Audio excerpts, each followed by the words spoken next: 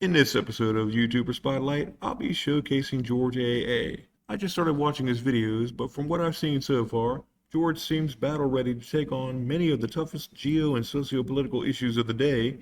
And so, with the recent SCOTUS ruling against the president on the birthright citizenship issue, it only seems clear to me the Oval Office, I suspect, will strike back hard soon enough. The Supreme Court has yet again committed an atrocity against the Constitution of the United States. And today, they decided to one-up themselves on the bad decision-making with their long-awaited ruling on birthright citizenship, saying, actually, citizenship doesn't mean citizenship. Subject to the jurisdiction thereof means nothing anymore. That's what the Supreme Court just ruled on. They essentially said if a woman, and she was 7.5 months pregnant at the time she landed, and her visa would expire and she'd be back home or something. Now, that same woman can just stay a little bit longer, and that baby will automatically be a U.S. citizen, even if the mother was literally an illegal, or a non-citizen, or a non-resident. That's what the Supreme Court just said. And now that Georgia said all that, it would prompt me to take a closer look at the 14th Amendment to see if SCOTUS's ruling on birthright citizenship has any correlation to it. Though, let's hear from Stephen Miller talking to Jesse Waters earlier this night. Deputy Chief of Staff for Policy and Homeland Security Advisor Stephen Miller says, Stephen, how'd you feel when you saw the decision come down? Well, I had two feelings. First, the fact that it was 5-4. So agonizingly close, just underscored that the legal community on the right and left has been so wrong for so many years, saying this was going to be a 9-0 ruling against President Trump. The heartbreaking part of this is thinking about what it means for America over the long term. Well, the short term and the long term. Look, President Trump won some massive, unprecedented victories with the Supreme Court, like the Haitian TPS ruling, the asylum ruling, the slaughter ruling, giving him unfettered authority to terminate federal bureaucrats. But this is absolutely a deep knife wound in the heart of the American Republic. Look, Jesse, I can step tomorrow onto the deck of a 747. It does not mean that I am the pilot of that plane and I'm qualified to fly it. Just physically being on U.S. soil does not make you a citizen or qualified to carry on or capable of executing the inheritance of this country. We have people from all over the world, from third world nations, nations that on their own would have never invented the wheel, let alone modern technology, let alone medicine, let alone air travel. And they can just come into the country, have a baby at a hospital, paid for by you and me, and then that baby's automatically a citizen. That baby can sit on a jury when he turns 18 and sit in judgment of you, and sit in judgment of me, and sit in judgment of our loved ones, can decide who our mayors are, our governors are, our presidents are. Citizenship means nothing if it is open to everyone. Well, now, that sounds like a terrible and disappointed response coming from Stephen Miller. He's very upset. However, I did a search and found a website called usconstitution.net where an article upon the 14th Amendment reads, "The 14th Amendment and Birthright Citizenship. The period leading to the ratification of the 14th Amendment was marked by the Civil War and abolitionist movement. This amendment, introduced in 1866 and ratified in 1868, was aimed primarily at securing the rights of newly freed slaves. The abolitionist movement helped spark the Civil War, which subsequently became the catalyst for substantial constitutional change.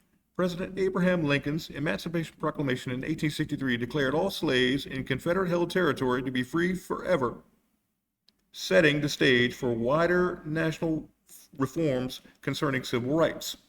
As the Civil War drew to a close, the Union grappled with how to best integrate millions of newly freed slaves into American social, economic, and political frameworks. The radical Republicans in Congress during Reconstruction played a pivotal role in framing and passing the 14th Amendment. They sought to counteract the Black Codes, which were laws passed throughout the South that severely restricted African Americans' new freedoms. Significantly, the citizenship clause of the 14th Amendment overrode the Dred Scott versus Sanford decision in 1857, which held that African Americans could not be American citizens, whether enslaved or free. Under the new amendment, citizenship was granted to all persons born or naturalized in the United States, a direct response to former slaves' uncertain status. Once adopted, the 14th Amendment became a foundational text for future civil rights advancements in the U.S. Its Equal Protection Clause has been fundamental in various landmark Supreme Court decisions, including Brown versus Board of Education in 1954, which ended racial segregation in public schools. Now, having said all that, I'd like to return back to the part of this article where it said significantly the Citizenship Clause of the 14th Amendment, which basically back then helped retool the understanding at large and also within past to more modern SCOTUS rulings upon citizenship and immigration status as a whole. So with that clause now in place since then, the 14th Amendment would grant all persons born and naturalized, a key word there is naturalized, a child born here from an immigrant must still have to be registered as a citizen, in which then the president could deem that person born unnaturalized to revoke citizenship and in turn render all claims to said citizenship null and void. So then the mother and child could ultimately be deported back to their country of origin. Hey, problem solved. But now we turn to a clip of a follow-up video that George uploaded hours later, which is a breaking turn of event for this issue where Laura Ingraham interviews Senator Moreno on his and colleagues' proposal to perhaps augment or potentially provide the president with an alternative step to help him achieve his overall accomplishment of keeping immigration and citizenship state of this country as traditional as when the founding fathers wrote it. Let's watch. Ohio Senator Bernie Moreno is on the Senate Homeland Security Committee, and he has a plan to fix this problem once and for all. Now, Senator, it's great to see you tonight. As I understand it, you think you can solve this issue with birthright citizenship by using inspiration from kind of an unlikely source, Senate Majority Leader Harry Reid. Explain that to us. Yeah, so Laura, in 1993, Harry Reid, a hardcore Democrat at the time, came up with a bill that had 10 points, one of which was clarifying that birthright citizenship does not apply to foreign-born parents. You have to be an American citizen on American soil for that to apply. This bill also, by the way, cracked down on the numbers of asylum seekers.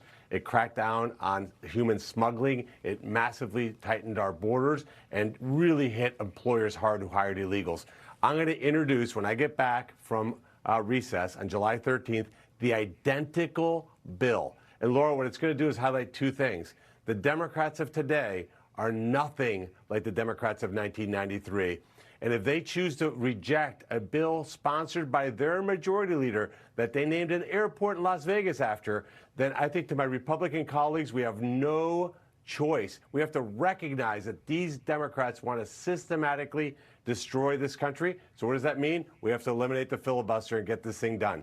Well, we have to eliminate the filibuster, period. But Senator Moreno, just back to your solution, you think, to this, if this would pass, which it's not going to pass. But if it did pass, the Supreme Court, 5 justices believe it is a constitutional imperative under the 14th Amendment that cannot be changed by mere congressional action in terms of legislation. It would have to be, in other words, a constitutional amendment, as Mike Johnson referenced. So how do you get over the fact that the court has spoken on this, at least for now? Well, if you look at Justice Kavanaugh's dissent, he disagreed with that. He said that what we have to do is clarify what citizenship means. We can do that through an act of Congress. And if we pass that bill, and I don't say that we can't. I think we can. I think we can and should get 50 votes for that and prove that, again, the Democrats of today, Laura, are people that would have been considered far left extremists outside the political norm back even in the 1990s. And then if somebody wants to challenge that with the Supreme Court, I think we have an opportunity in Justice Thomas, which you mentioned. His 91-page is a must-read for every American. He lays out all the facts. Kavanaugh's on our side. I think we can flip Barrett and and Roberts if they actually see that Congress has taken action to address this issue. Look, Harry Reid thought there was a path forward to get this done. This is an imperative, Laura, because what the Democrats are doing is setting up our country for a Democrat administration that will fundamentally destroy what this country is all about. Yeah, well, the Senate has got to get on board with actually representing the American people. the us, who we are. And that's not happening. Well, folks, with this SCOTUS decision handed down, and then George bringing the update on this issue shows he's well in step with discussion. So for my final thought on GeorgeAA, he put precise focus on the issue and with 100% professionalism. Well, all right, folks, that'll be all for this YouTuber Spotlight review, and I'll see you in the next one. By the way, like, subscribe, and share.